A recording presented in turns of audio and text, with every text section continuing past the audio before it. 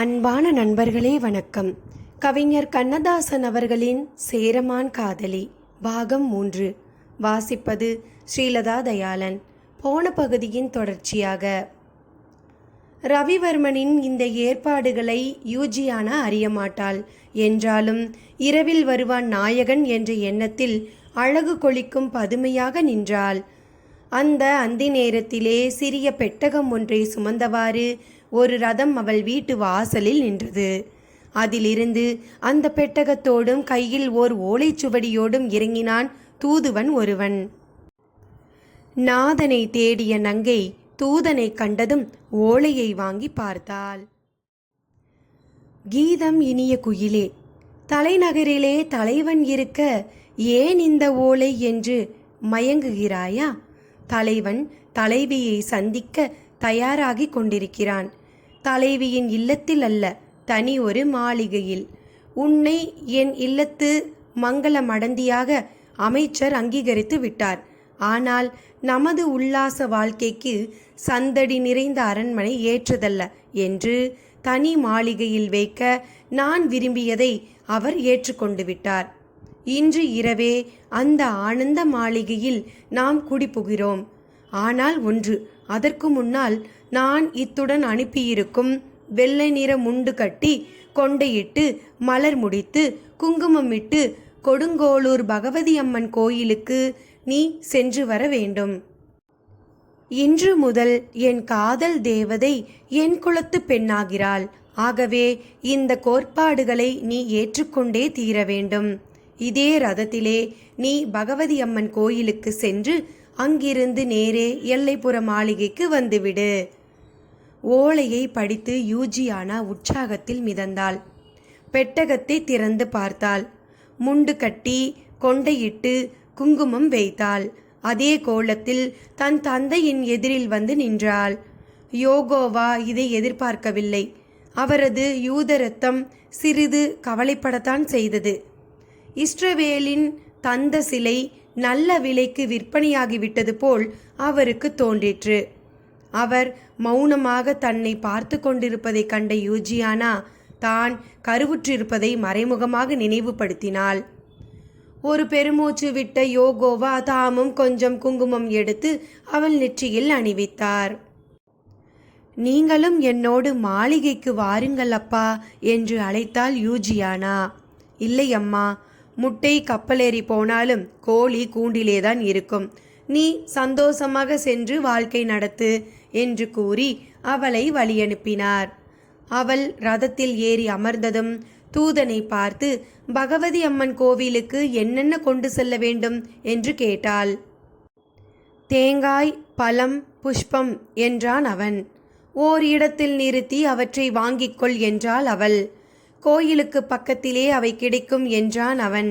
ஒரு புதிய இந்து பெண்ணை வரவேற்பது போல் பகவதி அம்மன் கோயில் மணி ஓங்கி ஒலித்தது. அங்காடியில் வண்டியை நிறுத்தினான் தூதன். அவன் இறங்கி பூஜை பொருட்கள் வாங்கி கொண்டிருந்த போது நகரை சுற்றி பார்த்து கொண்டு வந்த சலீமா, ஜெபுனிசா, யூசப் மூவரும் அந்த வழியாக வந்தார்கள். சலீமா கண்களுக்கு கீழே கருப்பு துணியால் மூடியிருந்தாள். ரதத்தில் உட்கார்ந்திருந்த யூஜியானாவை பார்த்த ஜெபுனிசா சலீமாவின் காதை கடித்தாள். சலீமா அவளையே கூர்ந்து நோக்கினாள். தற்செயலாக யூஜியானாவும் அவளை பார்த்தாள். 4 கண்களும் போட்டியிடத் தொடங்கின. அத்தியாயம் 4. மலை தேன். அழகே அழகை பார்த்து பிரமிக்கிறது. கலையே கலையை கண்டு கனிந்து நிற்கிறது. சிலையே சிலையை பார்த்து திகைத்து விடுகிறது. சலீமா யூஜியானா சந்திப்பின் ரகசியம் அவ்வளவுதான். அராபியாவில் சலீமா பார்க்காத அழகல்ல, யூத ஜாதியில் யூஜியானா காணாத கலையல்ல. அராபிய திராட்சையும் இஸ்ரவேலின் மாணிக்கமும் போட்டி போட்டுக்கொண்டு ஒன்றை ஒன்று பார்த்ததற்கு விசேஷ காரணம் எதுவுமில்லை. சேர மன்னன் காதலிக்கும் யூத பெண் இவள்தானா என்று சிந்தையிலேயே சலீமா யூஜியானாவை பார்த்தாள். இந்த கோயிலின் அருகே ஒரு மகமதிய சிலை எப்படி வந்தது என்ற ஆச்சரியத்துடனேயே யூஜியானா சலீமாவை பார்த்தாள். இருவரும் தத்தம் நிலைக்கு திரும்பியபோது சலீமா ஒன்றையும் கவனியாதவள் போல் ஜெபுனிசாவோடு நடக்கத் தொடங்கினாள். யூஜியானா ரதத்தை விட்டு இறங்கி பகவதியம்மன் கோயிலுக்கு சென்றாள். ஏற்கனவே கோயிலுக்கு ஆள் அனுப்பி ஏற்பாடுகள் செய்திருந்தார் 3ஆம் சேரமான். ஆகவே யூஜியானாவை வரவேற்க அங்கு சிலர் காத்திருந்தார்கள். தேங்காய் பழங்களை பூஜை செய்பவரிடம் கொடுத்துவிட்டு கண்களை மூடி கரங்களை கூப்பி யூத மொழியில் பாடத் தொடங்கினாள் யூஜியானா.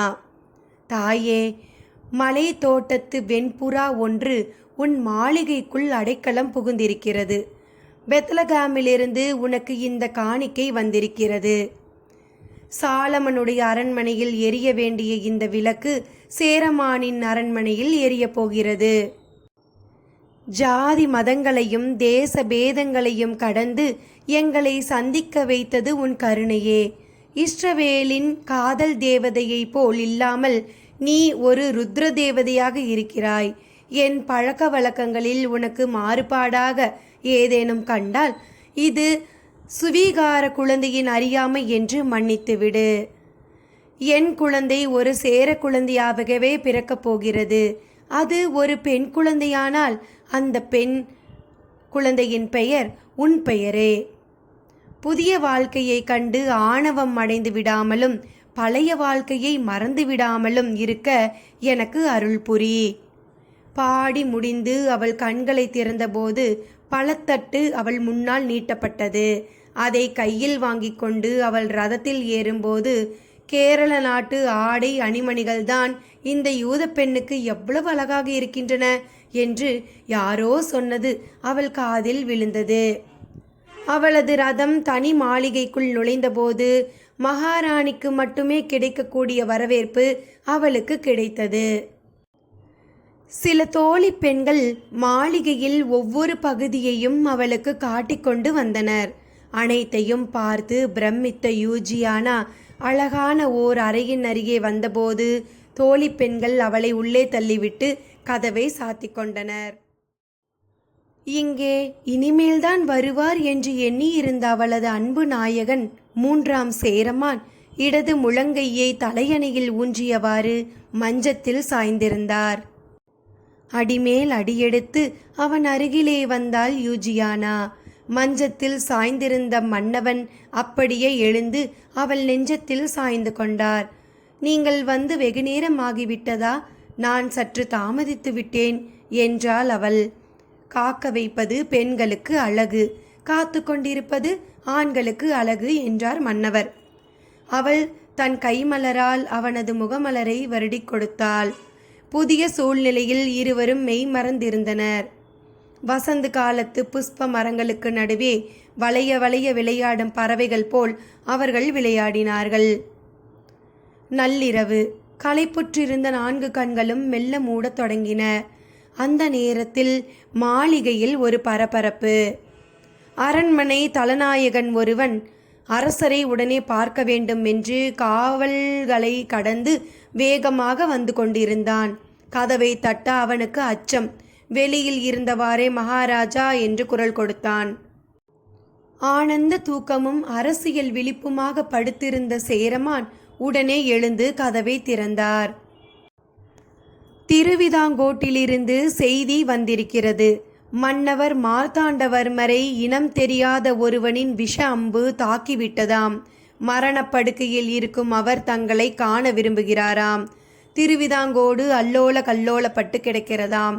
மகாராணி பத்மாவதி தேவியாரும் சகோதரிகளும் துடிதுடித்து போயிருக்கிறார்கள். தம்பிரான் சுவாமிகள் புறப்பட்டு போய்விட்டார் என்றான் அவன். உடனே மேலாடையை எடுத்து அணிந்து கொண்ட சேரமான் யூஜியானாவிடமும் கூட ஒரு வார்த்தை சொல்லாமல் புறப்பட்டார். இந்த நேரத்திலா இந்த செய்தி வர வேண்டும் என்று அவர் கலங்கினார். இது என்ன துர்சகனமோ என்று அவள் கலங்கினாள். அரண்மனையில் ரதங்கள் தயாராக நின்றன. கண்கள் குளமாக பத்மாவதியும் தாவலி சகோதரிகளும் நின்றார்கள். இது யார் செய்த வேலையாக இருக்கும் என்பதே சேரமானின் சிந்தனையாக இருந்தது. நாராயண நம்பூதிரி முன்கூட்டியே திருவிதாங்கோட்டிற்கு வந்துவிட்டார். மார்த்தாண்டவர்மனின் உடல் பஞ்சனையில் சாய்ந்திருந்தது. இடது விலாப்புறத்தில் பாய்ந்திருந்த விஷ அம்பு எடுக்கப்பட்டு அங்கு மஞ்சள் வைத்து கட்டப்பட்டிருந்தது. கண்களை திறந்து யாரையும் காண முடியாதவாறு இருந்தான் மார்த்தாண்டவர்மன். அவன் காலடியில் கண்ணீர் சிந்தியபடி அமர்ந்திருந்தாள் மெல்லிலங்கோதை. இது யார் செய்த வேலை, எப்படி நடந்தது என்று கேட்டுக்கொண்டிருந்தார் நாராயண நம்பூதிரி. அங்கு தளபதியாக இருந்த அங்கதன் பதிலிருத்தான். புதிய கோட்டையை நானும் மன்னவரும் சுற்றி பார்த்து கொண்டு வந்தோம்.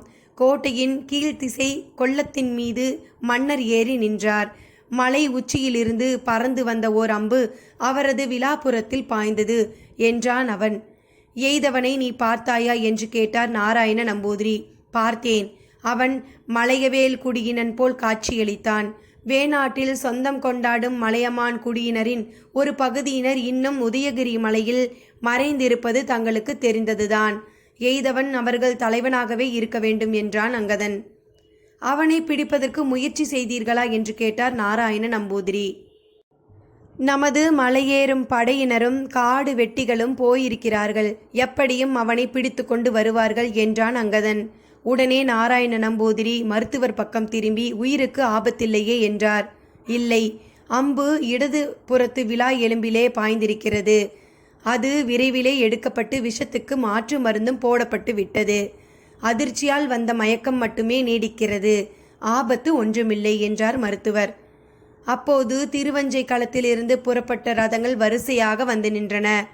தாவி குதித்து ஓடி வந்தார் சேரமான். பின்னாலேயே தள்ளாடி நடந்து வந்தாள் பத்மாவதி. கையறு நிலையில் காட்சி தந்தார்கள் தாவளி சகோதரிகள். படுக்கையில் மார்த்தாண்டவர்மனை கண்டதும் தம்பி என்று அலறினாள் பத்மாவதி. மெல்லிலங்கோதையை கட்டிப்பிடித்து கொண்டார்கள் தாவளி சகோதரிகள். நடந்த நிகழ்ச்சிகள் சேரமானுக்கு விரிவாக சொல்லப்பட்டன. அப்போது பொழுது விடிந்துவிட்டது. மலைநாட்டு தலைவனை பிடிக்க போன படைகள் இன்னும் வந்து சேரவில்லை. அந்த அவமானத்தை பொறுத்து கொள்ள சேரமானால் முடியவில்லை. எத்தனை நாடுகளை வென்ற படைகள் ஒரு மலைநாட்டு தலைவனை பிடிக்க முடியவில்லையே என்று குமுறினார் அவர். தன்னோடு ஒரு 100 வீரர்களை மட்டுமே அழைத்து கொண்டு மலையேறும்போது காலில் கட்டுகிற சங்கிலி, கட்டி இழுத்து ஏறுகிற வடக்கயிறு, எந்த இடத்தில் விழுந்தாலும் அந்த இடத்தை பற்றி கொள்கின்ற பாதாள கரண்டி அனைத்தையும் எடுத்துக்கொண்டு மலையேற புறப்பட்டார். நீங்கள் எதற்கு? படைகள் செல்லட்டுமே என்று தடுத்தார் நாராயண நம்பூதிரி. இல்லை, அவன் யார், அவன் சக்தி என்ன என்பதனை நான் பார்த்தாக வேண்டும் என்று சொல்லி புறப்பட்டார் சேரமான். உதயகிரி மலை மிகவும் உயரமானதல்ல, ஆனால் செங்குத்தானது. மேலே சென்றுவிட்டால் 20 கல் சுற்றளவுக்கு சமவெளி உண்டு. ஆங்காங்கே மரங்களின் மீது அமைக்கப்பட்ட பரண் வீடுகள் உண்டு. தேன், பலா, வாழை மூன்றும் நிறைய கிடைக்கும் இடம் அது. வேணாட்டை ஆண்டு வந்த மலையவேல் குடியினரின் நாகரிகமடையாத ஒரு கூட்டத்தினர் அங்கே இருந்து வந்தனர். திங்கள் ஒரு முறை அவர்கள் மலையில் இருந்து இறங்கி வந்து திருவிதாங்கோட்டு சந்தையில் தேனும் பலாவும் விற்று தேவைப்பட்ட பொருட்களை வாங்கி செல்வார்கள். முதுகிலே அந்த பொருட்களை கட்டிக்கொண்டு மலையேறும் திறமை அவர்களுக்கு இருந்தது போல் மற்றவர்களுக்கு இல்லை. வேணாடு கேரளத்தில் சேர்க்கப்பட்டதிலிருந்து அவர்கள் வெறுப்புற்றிருந்தார்கள். திருவிதாங்கோடு தனிநாடு ஆனதும் தங்கள் கைவரிசையை காட்டத் தொடங்கினார்கள். அதன் முதல் கட்டம்தான் மார்த்தாண்டவர்மன் மீது எய்யப்பட்ட அம்பு. சேரமான் செங்குத்தான மலையில் ஏறி பயிற்சி பெற்றவர் அல்லவென்றாலும் உணர்ச்சி பெருக்கில் ஏறத் தொடங்கினார். படை வீரர்களும் மடமடவென்று ஏறத் தொடங்கினார்கள். அவர்கள் ஏற ஏற ஒவ்வொரு பாறை இடுக்கிலும் ஒரு சேர நாட்டு வீரன் அம்புப்பட்டு மாண்டு கிடப்பதை பார்த்தார்கள். பாதி தூரம் ஏறியதும் மலை உச்சியில் வில்லும் அம்புமாக வரிசையாக நின்ற மலை ஜாதியினர் அவர்கள் கண்களுக்கு தெரிந்தார்கள். மேலும் என்ன நடந்தது என்று அடுத்த பகுதியில் பார்க்கலாமா? நன்றி நண்பர்களே.